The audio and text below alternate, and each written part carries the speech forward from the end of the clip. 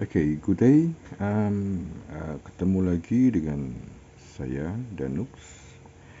Kali ini saya ingin membahas mengenai BITX Spectra 2 band ya. Mudah-mudahan pembahasan saya ini bisa memberikan detail untuk pemula ya, pemula. Jadi dalam pembahasan ini atau penjelasan ini saya akan mencoba menyiapkan informasi yang akan dibutuhkan oleh teman-teman homebrew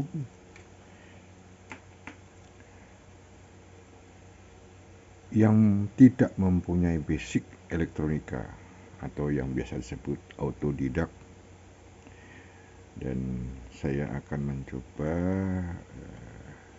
menjelaskannya semampu saya ya. Kalau ada yang kurang, mohon maaf karena keterbatasan informasi, karena saya tidak tahu apa saja yang dibutuhkan. Di beberapa pertanyaan terdahulu sering saya diskusi dengan teman-teman mengenai bagaimana kalau TX-nya ini begini, bagaimana kalau TX-nya tidak maksimal, bagaimana kalau TX-nya kurang baik, bagaimana kok tidak RX, bagaimana kalau dari transistornya itu ada masalah dan lain sebagainya. Terakhir dari saya sempat diskusi dengan Om Anton ya. Om Anton, jadi Om Anton bertanya kepada saya, kenapa kok dia BITX Spectra saya atau CBITX ya, beliau mengatakan CBITX yang main di frekuensi CB. Kenapa saya sudah coba putar-putar balance modulator dari daerah sini ya. Kita lihat di rangkaian skematik saja, di balance modulator seperti ini. Saya coba zoom ya. Saya coba zoom. Ini balance modulator. Oke, sudah terlihat jelas ya. Balance modulator ini ada variable resistor. Nilainya 100 ohm. Kenapa kok saya sudah putar-putar di balance modulator ini tapi tidak berubah, jadi masih self osilasi. Oke. Balance modulator ini harus kita ketahui bahwa apa sih fungsinya balance modulator ini. Itu dulu kita harus pahami apa fungsi dari balance modulator. Lalu kita coba lihat lebih detail dari skematiknya. Oke, dari skematiknya. Oke, nah kita geser ke sini ya. Oke, kita perhatikan dari sini input mikrofon ya, input mikrofon pada saat TX ya, ini posisi RX ya, posisi RX untuk transistor R10 pada saat TX maka akan ada supply dari sini ya, akan ada supply dari sini ya, akan ada supply dari sini masuk, memberi supply tegangan ke ini ya. Nah, ini masuk supply menggunakan tegangan wave ya, lalu masuk ke balance modulator.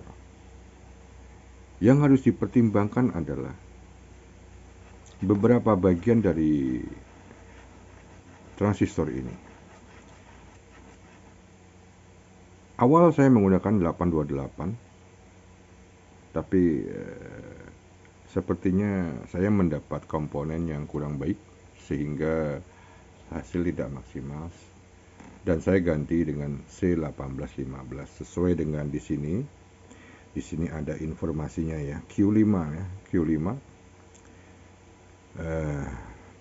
ya, 6 Q5 ini nih, 828, 829, C945, 1740. Tapi saya menggunakan 1815, C1815 supaya lebih maksimal.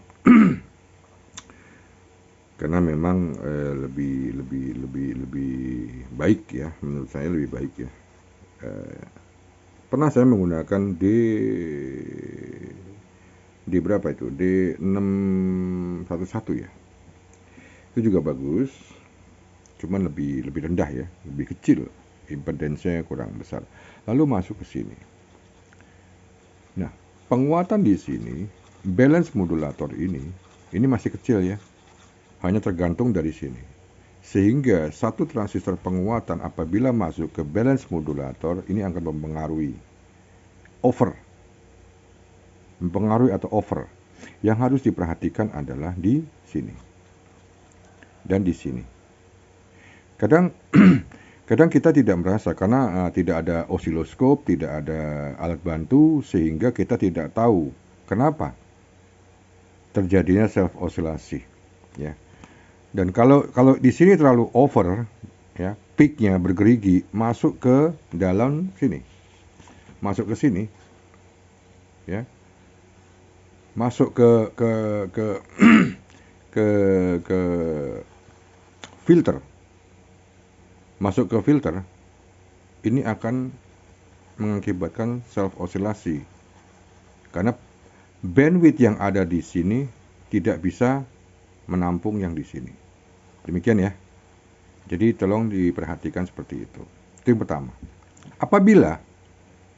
Apabila dari sini sudah oke, masuk ke filter sudah oke, yang harus kita perhatikan adalah mixer. TX mixer ini. Sehingga TX mixer ini membuat self oscillasi. Kenapa saya bilang seperti itu? Nah, kita kembali lagi. Kita ini main homebrew. Yang kita pasang ini rangkaian-rangkaian adalah dioda-dioda biasa, IN4148, yang umumnya tidak kita tes. Tidak kita tes satu persatu sehingga punya nilai yang sama. Lalu yang kedua, T1A dan T1. Ini juga value-nya, impedance-nya tidak kita cek karena kita homebrew, sehingga kita tidak mendapat value yang balance. Di sini letaknya. Sehingga kita membuat mixer ini secara homebrew. Ini yang harus kita maklumin kenapa terjadi seperti itu. Sehingga pada saat diinjek oleh DDS, Q1 ini masuk ke sini dengan signal yang sudah ditentukan oleh DDS. Karena DDS itu program ya. Program dari SI5351, outputnya itu sebetulnya bisa di-adjust dari 2 mA, 4 mA, 6 mA, 8 mA. Nah, DDS yang kita masukkan ini berapa nilainya? Apakah kurang? Apakah cukup? Apakah berlebihan? Sehingga saat masuk ke sini di mixing, dan ada audio input dari balance modulator yang melewati filter, sehingga membuat self oscillasi. Itu. Jadi demikian yang harus dipahami. Untuk yang lain tidak terlalu ya. Yang untuk yang lain seperti endpoint dalam RF out ini tidak terlalu signifikan. Lalu band pass filter ini tidak terlalu signifikan. Band pass filter ini hanya berproblem, akan terjadi masalah apabila band pass filter ini kurang tune on band, akan terjadi pengurangan transmisi, pengurangan output pertama untuk TX dan pengurangan input untuk RX. Sehingga kurang sensitif daya terimanya, kurang maksimal daya pancarnya. Itu yang terjadi pada band pass filter. Jadi band pass filter itu akan mempengaruhi pada posisi saat kita transmit dan receive, di awal untuk receive, di akhir untuk transmit. Itu aja. tidak ada keterkaitannya dengan self osilasi. Jadi seperti itu ya. Kalaupun terjadi self osilasi, itu terjadi adalah kelipatan yang terjadi dari DDS ini menimbulkan efek pada RF out yang terjadi pada posisi T3. Itu saja. Jadi demikian yang saya kasih informasinya. Oke, kita lanjut lagi.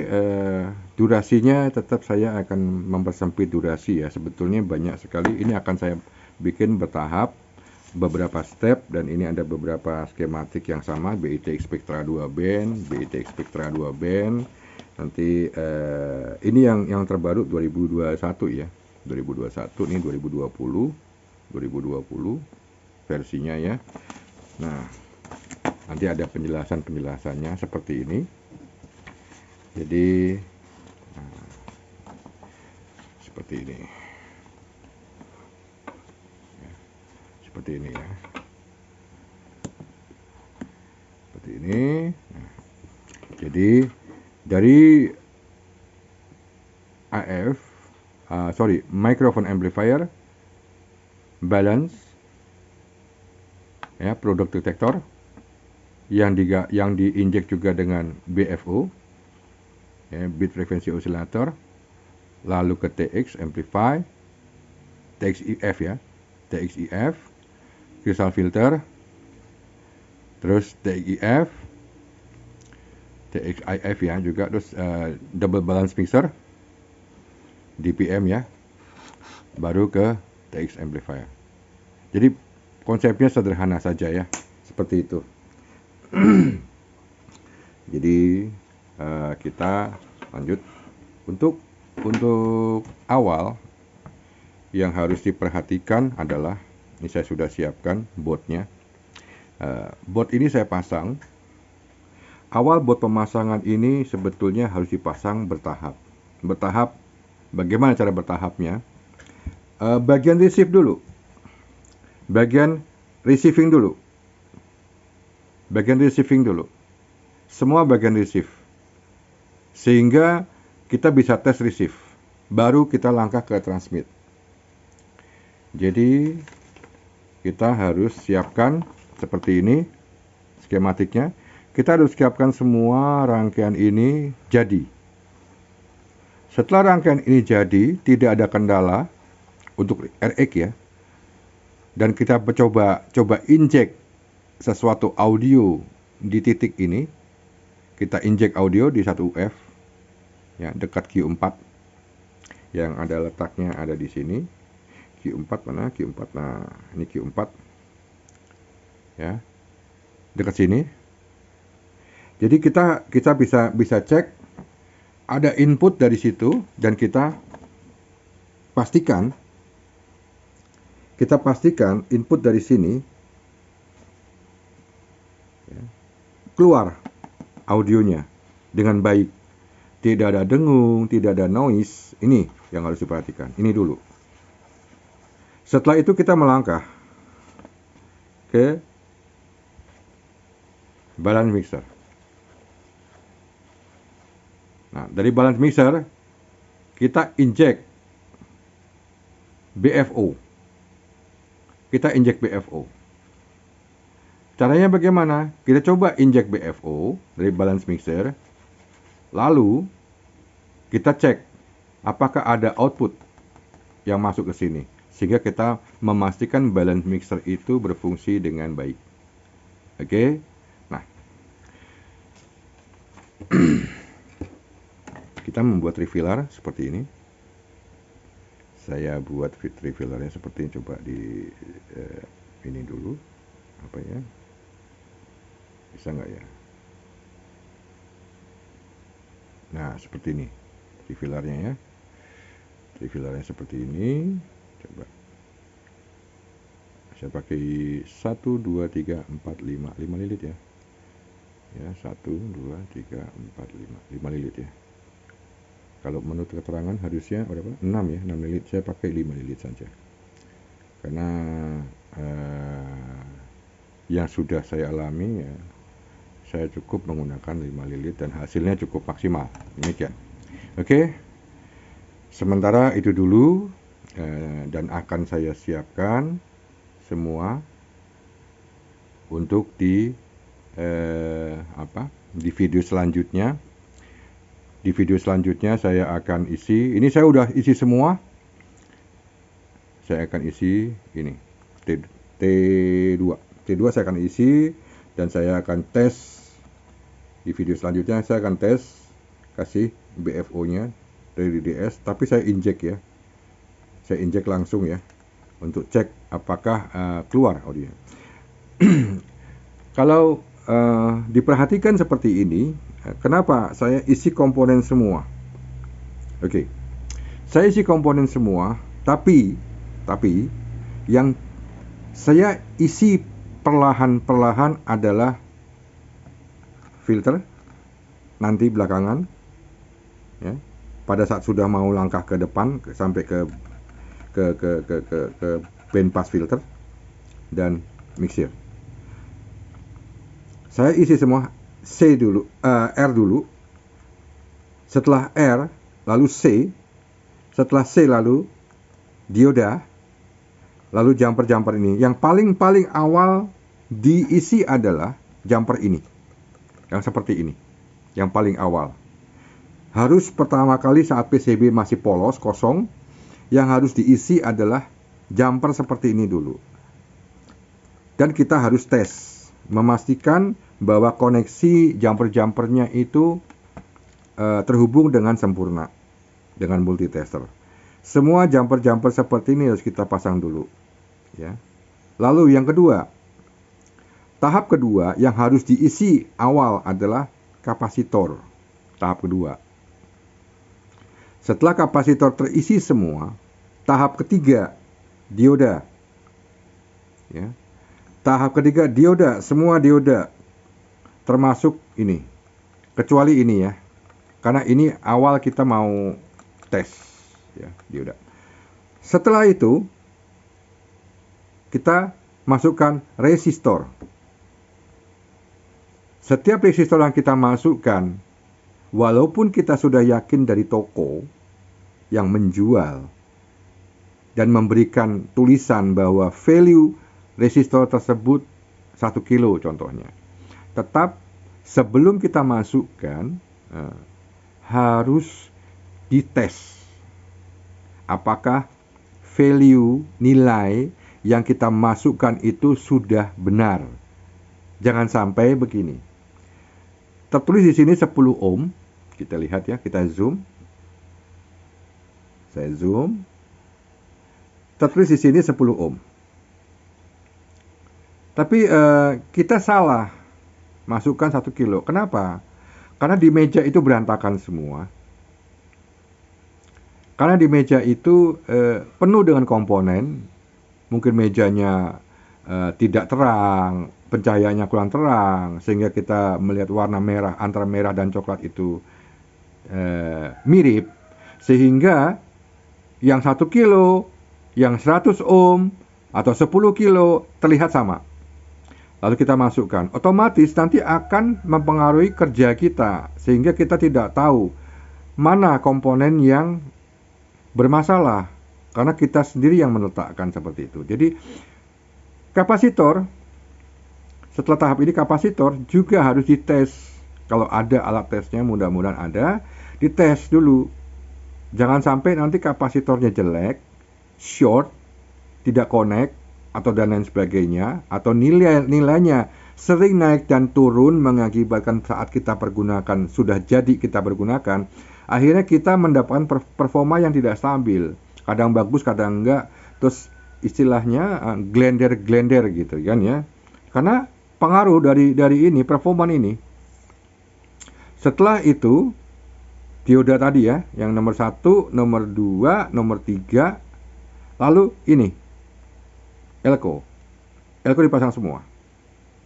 Elko dipasang semua. Dan harus diperhatikan di bagian ini ada pengecualian. Ini ada M. Tolong diperhatikan di skematiknya Om Yoke. maksudnya apa.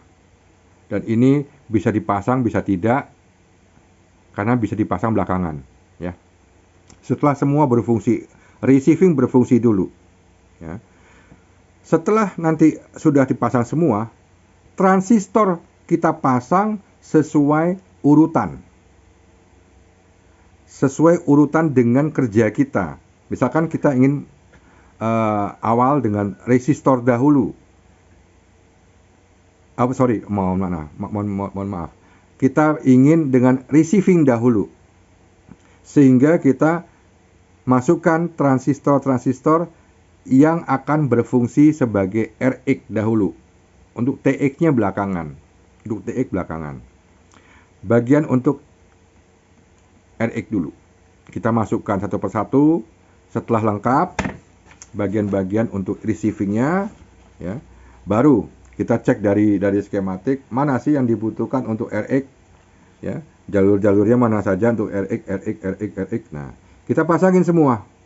Setelah kita pasang semua, kita tes dari awal seperti tadi saya sampaikan, audio amplify awal butuh IC 1, lalu kita butuh Q4, ya. Yang Q15 belakangan boleh, mau dipasang boleh, karena Q15 itu fungsinya ada switching untuk T. Ada T begitu dapat supply, dia akan cut off di sini, akan memberikan nilai sehingga dia nge-grounding dan dia tidak menerima. Atau ini juga bisa dipisah. Andai kata teman-teman ingin membuat desain baru, ini juga bisa dipisah dengan relay. Transmit receive-nya jadi satu transistor saja, TX-nya. TX RX-nya itu satu transistor aja. Ini kan ada RX lagi, ya. Jadi satu transistor saja. Jadi pada saat bergerak receive, yang dapat ini receive supply, ya kan. Lalu ininya koneksi. Pada saat transmit, memakaikan ini dapat supply, lalu sini koneksi ke transmit condenser. Jadi seperti itu. Ini bisa pakai relay supaya apa? Sering terjadi sensing, dalam arti setelah kita lepas PTT ada bunyi cut, ada sedikit feedback apabila kita tidak menggunakan transistor switching dengan baik. Jadi transistor switchingnya ini Q15 dan Q10. Ini harus diperhatikan. Ya, dua ini harus diperhatikan. Jadi tidak boleh kita asal misalkan saya menggunakan 9014, contoh ini ya. Ada tulisan di sini kan. Oh, ikutin aja ini, belum tentu. Oh, kita pakai 2N22. Oh, belum tentu. 3904 belum tentu. Jadi gunakanlah transistor switching yang proper apabila teman-teman ingin mendapatkan hasil yang maksimal. Nanti kita bahas hal tersebut pada video selanjutnya. Jadi demikian sementara untuk video awal kita bahas satu-satu. Untuk video-video selanjutnya kita bahas step by step untuk tahapan-tahapan. Nah, ini sebentar saya akan fungsikan, saya akan isikan, lalu saya akan berikan videonya, bagaimana langkah-langkah, bagaimana pengetesan sehingga sampai jadi, lalu bagaimana nilainya ini nanti dicatat juga nanti. Yang saya pasang ini nilainya berapa saja transistornya, karena transistor di sini kan variatif. Jadi semua apapun transistor modelnya bisa. Hanya saya akan memberikan informasi apa sih yang cocok, apa sih yang baik transistornya untuk kita membuat rangkaian BITX Spectra 2 band. Jadi kita mau mencoba homebrew, saya akan sampaikan detail-detailnya. Demikian, terima kasih, sampai bertemu di video selanjutnya. Bye.